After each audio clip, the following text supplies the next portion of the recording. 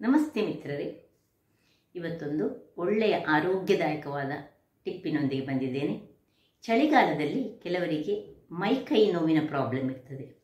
ಅಂಥವರು ಈ 100 ಗ್ರಾಮ್ಸಿನಷ್ಟು ಓಮ ಅಂದರೆ ಅಜ್ವಾಯಿನ್, 50 ಗ್ರಾಮ್ಸ್ನಷ್ಟು ಜೀರಿಗೆ, 25 ಗ್ರಾಮ್ಸ್ನಷ್ಟು ಬಡೆ ಸೊಪ್ಪು ಅಂದರೆ ಸೋಂಪು ಹಾಗೂ 10 ಗ್ರಾಮ್ಸ್ನಷ್ಟು ಏಲಕ್ಕಿ, ಇವುಗಳನ್ನೆಲ್ಲ ಸ್ವಲ್ಪ ಸಣ್ಣದಾಗಿ ತುಂಬ ರೋಸ್ಟ್ ಮಾಡಬಾರ್ದು, ಸ್ವಲ್ಪ ಬಿಸಿ ಮಾಡಿಕೊಂಡು ಅದನ್ನು ಪೌಡರ್ ಮಾಡಿ ಒಂದು ಗ್ಲಾಸ್ನಲ್ಲಿ ಬಾಟ್ಲಲ್ಲಿ ಇಟ್ಟುಕೊಂಡು ರಾತ್ರಿ ಮಲಗುವ ಮೊದಲು ಬಿಸಿ ತಣ್ಣಗಾದ ನೀರಿಗೆ ಅದನ್ನು 1 ಚಮಚದಷ್ಟು ಹಾಕಿ ಕಲಡಿಸಿ ಕುಡಿದ್ರೆ 1 ವಾರದೊಳಗೆ ಈ ಮೈಕೈ ನೋವಿನ ಪ್ರಾಬ್ಲಮ್ ಶಮನ ಆಗ್ತದೆ.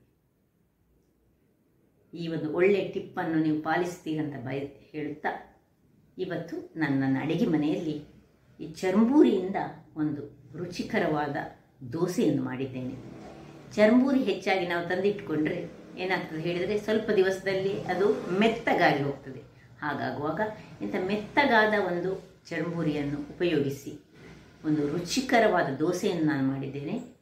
ಹಾಗಾದರೆ ಈ ದೋಸೆಯನ್ನು ಹೇಗೆ ಮಾಡುವುದು ಎಂದು ನೋಡೋ ಮೊದಲು ಯಾರೆಲ್ಲ ನನ್ನ ಚಾನಲನ್ನು ನೋಡ್ತಿದ್ದೀರಿ, ಯಾರೆಲ್ಲ ಇನ್ನೂ ಸಬ್ಸ್ಕ್ರೈಬ್ ಮಾಡಿಲ್ಲ ದಯವಿಟ್ಟು ಸಬ್ಸ್ಕ್ರೈಬ್ ಮಾಡಿ ಸಪೋರ್ಟ್ ಮಾಡಿ ಅಂತ ಹೇಳುತ್ತಾ ಬನ್ನಿ ಈ ಚರ್ಮೂರಿಯ ರುಚಿಕರವಾದ ವಿಂಟರ್ ಸ್ಪೆಷಲ್ ದೋಸೆಯನ್ನು ಹೇಗೆ ಮಾಡುವುದು ಎಂದು ನೋಡೋಣ. ನಮಸ್ತೆ ಮಿತ್ರರೇ, ಇವತ್ತು ಈ ಚರ್ಮೂರಿಯನ್ನು ಉಪಯೋಗಿಸಿ ನಾವು ಒಂದು ರುಚಿಕರವಾದ ಹೆಲ್ದಿ ದೋಸೆಯನ್ನು ಮಾಡೋಣ. ಇನ್ಸ್ಟೆಂಟ್ ಆಗಿ ಮಾಡುವಂತಹದ್ದು. ಬೇಕಾಗುವ ಸಾಮಗ್ರಿಗಳು ನೋಡಿ, ಈ ಬೌಲಿನಲ್ಲಿ 3 ಬೌಲಿನಷ್ಟು ಚರ್ಮೂರಿ ಬೇಕು, ಮತ್ತು 2 ಬೌಲಿನಷ್ಟು ಇದೇ ಬೌಲಿನಲ್ಲಿ ಗೋಧಿಯ ಹುಡಿ, ಅರ್ಧ ಬೌಲಿನಷ್ಟು ಇದು ಬೇಸನ್ ಕಡಲೆಯ ಹುಡಿ, ಅರ್ಧ ಬೌಲಿನಷ್ಟು ಇದು ಚಿರೋಟಿ ರವೆ. ಇಷ್ಟು ಸಾಮಾನುಗಳು ಒಟ್ಟಿಗೆ 1 ಸ್ಪೂನಿನಷ್ಟು ನಮಗೆ ಇಲ್ಲಿ ಎಳ್ಳು, ಬಿಳಿ ಎಳ್ಳು ಬೇಕು, ಒಂದು ಅರ್ಧ ಸ್ಪೂನ್ ಅಥವಾ 3/4 ಸ್ಪೂನಿನಷ್ಟು ಓಮ ಕಾಳು ಅಜ್ವಾಯಿನ್, ಒಂದು ಅರ್ಧ ಸ್ಪೂನ್ನಷ್ಟು ಅಂದರೆ ಅರ್ಧ ಚಮಚದಷ್ಟು ಬೇಡ, 1/4 ಚಮಚದಷ್ಟು ಹಳದಿಯ ಪುಡಿ. ಇನ್ನು ಇಲ್ಲಿ ಇದು ಚಟ್ನಿಗೆ ಟೊಮ್ಯಾಟೊ ಚಟ್ನಿ ಇದಕ್ಕೆ ಬಹಳ ಸೂಟ್ ಆಗ್ತದೆ.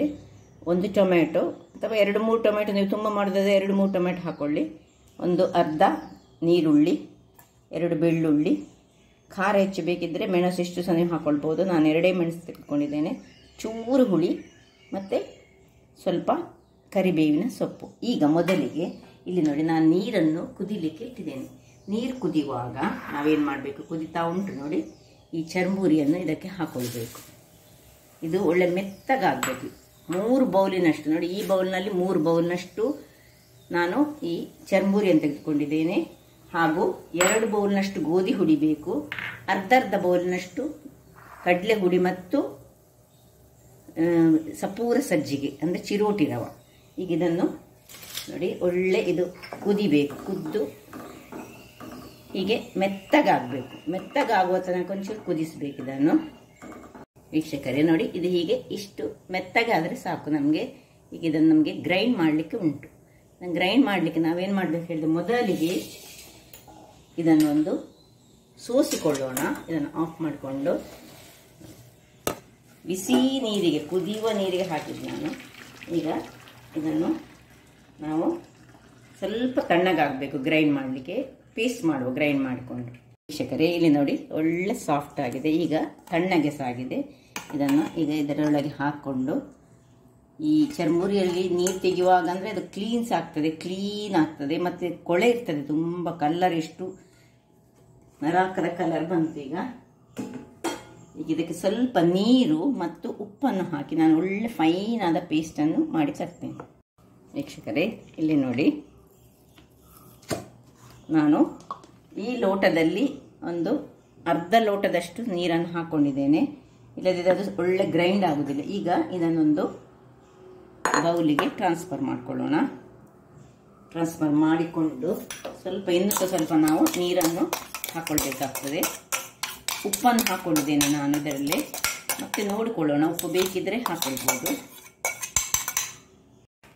ನೋಡಿ ಇಷ್ಟಾಗುವಾಗ ಈ ಸ್ವಲ್ಪ ಮಿಕ್ಸಿ ತೊಳೆದ ನೀರನ್ನು ಸಹ ನಾನು ಇದರಲ್ಲಿ ಹಾಕ್ಕೊಳ್ತಿದ್ದೇನೆ.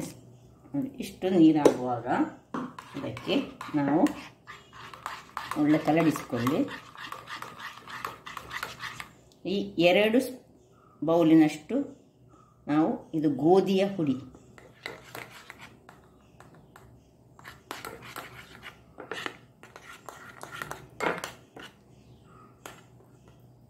ಇದು ಸ್ವಲ್ಪ ನೀರನ್ನು ಹಾಕೊಳ್ಳೋಣ.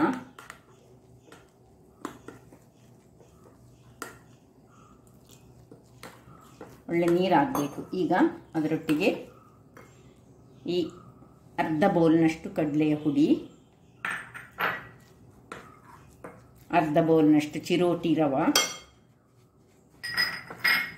ಎಲ್ಲವನ್ನು ಹಾಕ್ಕೊಂಡು ಈಗ ಅದಕ್ಕೆ ಸ್ವಲ್ಪ ಇದು ನೀರು ಮಾಡುವಾಗ ಇದರ ಒಟ್ಟಿಗೆ ನಾವು ಈ ಮಸಾಲೆಗಳನ್ನು ಹಿಡಿದ ಮಸಾಲೆ ಅಲ್ಲ ಇದು, ಈ ಎಳ್ಳು ಮತ್ತು ಈ ಅಜ್ವಾಯಿನ್ ಓಮವನ್ನು ಸ್ವಲ್ಪ ಕ್ರಷ್ ಮಾಡಿಕೊಂಡು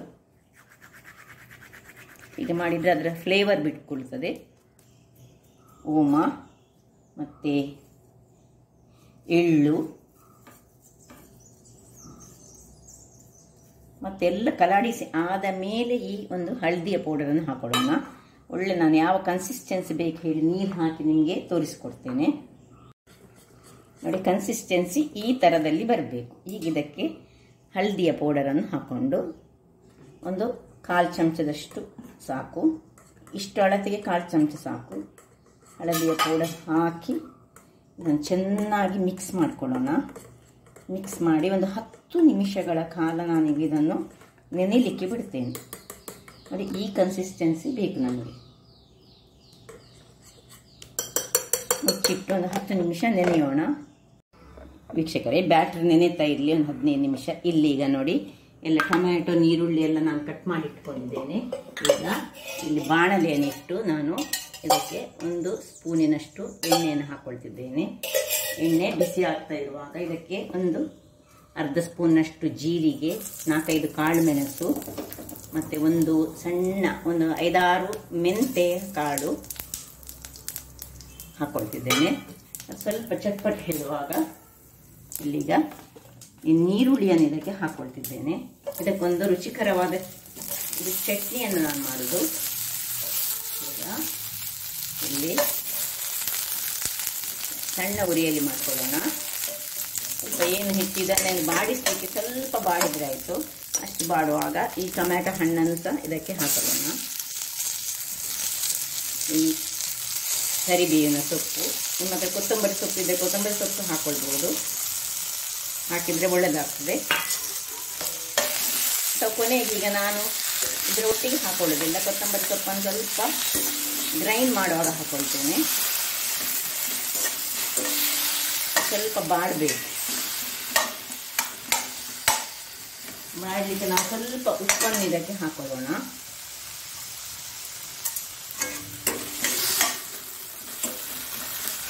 ಇನ್ನು ಕೊನೆಗೆ ನಾವು ಇದು ಬಾಡಿದ ಮೇಲೆ ಮೆಣಸನ್ನು ಇದಕ್ಕೆ ಹಾಕೊಳ್ಳೋದು. ಇಷ್ಟು ಬಾಡುವಾಗ ಇದಕ್ಕೆ ಮೆಣಸು ನಿಮ್ಮ ಖಾರಕ್ಕೆ ತಕ್ಕಷ್ಟು ಹಾಕೊಳ್ಳಿ. ಮತ್ತು ಈ ಕೊತ್ತಂಬರಿ ಸೊಪ್ಪನ್ನು ಸಹ ನೀವು ಈಗ ಹಾಕ್ಕೊಂಡ್ರೆ ಇದ್ದರೆ ಹಾಕ್ಕೊಳ್ಳಿ, ಇಲ್ಲದ್ರೆ ಬೇಡ. ಉಪ್ಪು ಸಹ ಇದರಲ್ಲಿ ಉಂಟು. ಇನ್ನು ಸಣ್ಣ ತುಂಡು ಹುಳಿಯನ್ನು ನೋಡಿ ನಾನು ಇದಕ್ಕೆ ಹಾಕ್ಕೊಳ್ತಿದ್ದೇನೆ. ಸಾಕು, ಇದನ್ನು ಆಫ್ ಮಾಡಿಕೊಂಡು ಇದನ್ನು ತಣ್ಣಗಾಗಲಿಕ್ಕೆ ಬಿಡೋಣ. ವೀಕ್ಷಕರೇ, ಇಲ್ಲಿ ನೋಡಿ ಇದು ತಣ್ಣಗಾಗಿದೆ. ಈಗ ಇದನ್ನು ಮಿಕ್ಸಿ ಜಾರಿಗೆ ಹಾಕಿ ಇದನ್ನು ಒಳ್ಳೆ ಗ್ರೈಂಡ್ ಮಾಡಿಕೊಂಡು ಒಂದು ಚೆನ್ನಾದ ಚಟ್ನಿಯನ್ನು ಮಾಡಿಕೊಳ್ಳೋಣ. ಅಷ್ಟೊತ್ತಿಗೆ ಇದು 10 ನಿಮಿಷದ ನೆನೆಯುವ ಕಾರ್ಯಕ್ರಮ ಆಗ್ತದೆ. ನಮ್ಮ ಬ್ಯಾಟರನ್ನು ಇಟ್ಟಿದ್ದೇವಲ್ಲ, ಇದನ್ನು ಚೆನ್ನಾಗಿ ಮಾಡಿ ತರ್ತೇನೆ ನಾವು. ವೀಕ್ಷಕರೇ, ಇಲ್ಲಿ ನೋಡಿ ಚಟ್ನಿ ರೆಡಿಯಾಗಿದೆ. ನೋಡಿ ಹೇಗೆ ಬಂದಿದೆ ನೋಡಿ, ಟೊಮ್ಯಾಟೊ ಚಟ್ನಿ. ಹೆಚ್ಚಾಗಿ ನಾರ್ತ್ ಕೇಂದ್ರದವರು ಇಂತಹ ಚಟ್ನಿಯನ್ನು ಮಾಡ್ತಾರೆ. ಬಹಳ ರುಚಿಕರ. ಇದಕ್ಕೆ ತೆಂಗಿನಕಾಯಿ ಯೂಸ್ ಮಾಡಲಿಕ್ಕೆ ಇಲ್ಲ. ಬಹಳ ಟೇಸ್ಟಿಯಾಗಿ ಬರ್ತದೆ.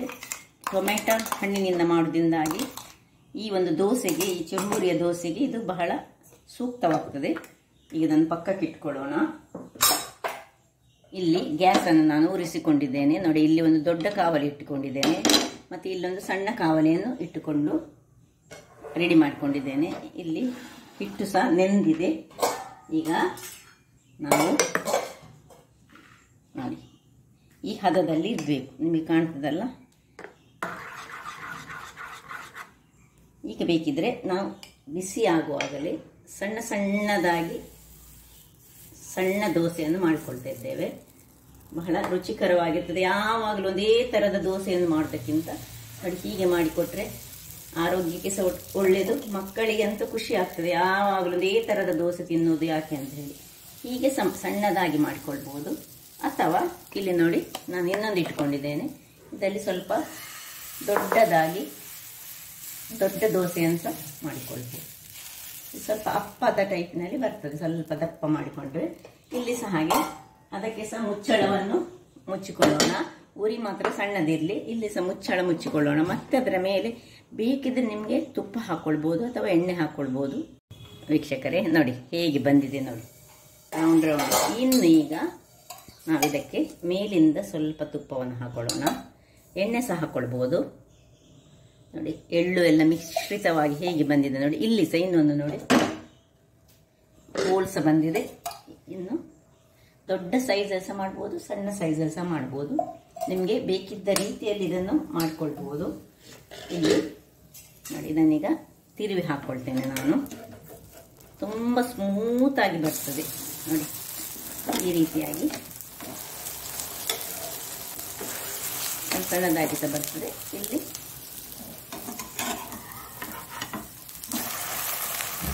ಅದೇ ಟೆಕ್ಸ್ಚರ್ ನೋಡಿ ಹೇಗೆ ಬಂದಿದೆ ಅಂತ. ಬೇಕಿದ್ರೆ ಮೇಲೆ ಸಹ ನೀವು ತುಪ್ಪ ಬೇಕಿದ್ದರೆ ಯೂಸ್ ಮಾಡ್ಬೋದು, ಅಗತ್ಯ ಇಲ್ಲ. ಇಷ್ಟ ಆಗುವಾಗ ನೋಡಿ ಇನ್ನು ಸ್ವಲ್ಪ 2 ನಿಮಿಷ ಕಾಯೋಣ. ವೀಕ್ಷಕರೇ ನೋಡಿ 2 ನಿಮಿಷ ಪುನಃ ಅಡಿಮೇಲೆ ಮಾಡಿಬಿಟ್ಟಿದ್ದೇನೆ. ಈಗ ನೋಡಿ ಹೇಗೆ ಬಂದಿದೆ ನೋಡಿ, ಯಾವ ರೀತಿಯಲ್ಲಿ ಈ ರೀತಿಯಲ್ಲಿ ಕಾಯ್ಕೊಳ್ತದೆ. ಇಲ್ಲಿ ಇದಕ್ಕೆ ಸ್ವಲ್ಪ ಟೈಮ್ ಆಗ್ತದೆ, ಯಾಕೆ ಹೇಳಿದರೆ ಇದೊಂಚೂರು ದಪ್ಪದಲ್ಲಿ ಉಂಟು ನೋಡಿ, ಅದರಿಂದಾಗಿ ಆಯಿತು ತೆಗೆದುಕೊಳ್ತಿದ್ದೇನೆ. ರೌಂಡ್ ರೌಂಡಲ್ಲಿ ಸಹ ಮಾಡ್ಬೋದು ನೋಡಿ ಹೀಗೆ.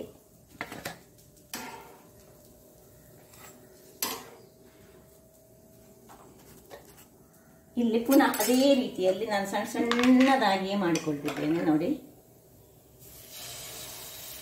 ಇದಕ್ಕಿಂತ ಎಷ್ಟು ಸಣ್ಣದು ಬೇಕೋ ಅಷ್ಟು ಸಣ್ಣದಲ್ಲಿ ಸಹ ನೀವು ಮಾಡ್ಕೊಳ್ಬೋದು, ದೊಡ್ಡದು ಸಹ ಮಾಡಿಕೊಳ್ಬೋದು.